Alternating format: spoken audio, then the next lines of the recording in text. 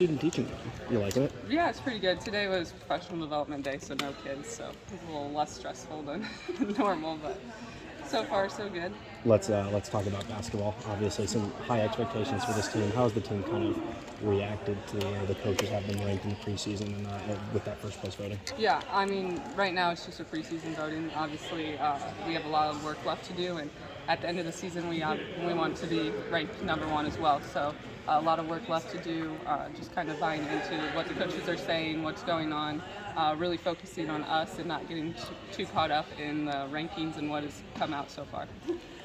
Was there anything in the offseason that you felt you wanted to work on more, and what you think you've improved on heading into this season?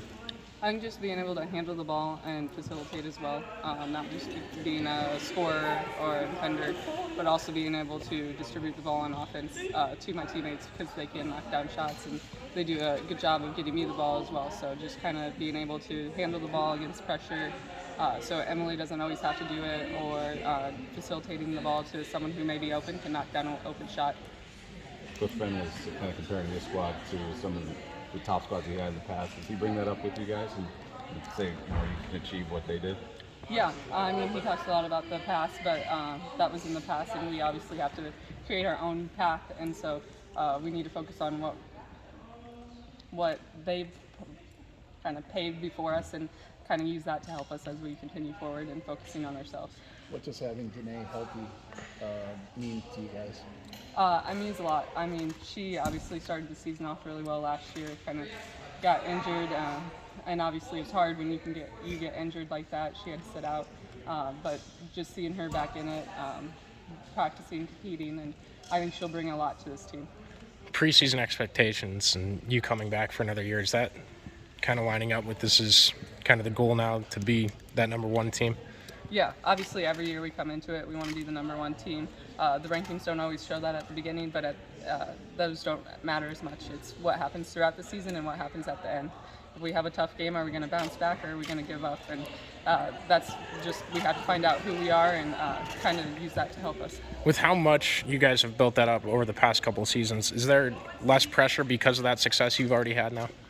I mean, I guess I don't really feel any pressure ever. You just kind of block it all out. When you step on the court, it's you, your teammates, and nobody else. I mean, the fans, they bring energy, and that helps us a lot. But when you're on the court, it's what you've done in practice. It kind of just becomes repetition. Like, you don't think, you're just out there playing. What does Stephanie bring to this team, and how big of an addition could she be to this roster? Yeah, I mean, Steph brings a lot to this team, especially having Mo and B last year, really stepping up into those big positions, but just adding Steph as well. Kind of someone else who can get in the paint, guard the bigs, and obviously knock down some threes, which will help as well, kind of spread the defense out a little bit. How did competing in that 3-on-3 tournament help you and Lex and Emily and I, just different setting, learning to play with each other? Yeah, I mean, 3-on-3 is a lot different than 5-on-5 for sure. It's a lot faster paced, and a lot of 5-on-5 doesn't necessarily translate to 3-on-3, but the 3-on-3 translates to 5-on-5. It's kind of weird like that, but just the physicality of it and the pace that it is. So when you get out here and into a 5-on-5 game, you're going to compete, you're going to be physical, you have to kind of hold your own ground, and you kind of learn that through the 3-on-3. Why is getting into an education, wanting to be a teacher, what appeals to you about that? I mean, it's not necessarily all about teaching academics, but also like the mental strength. I'm blanking on my words now.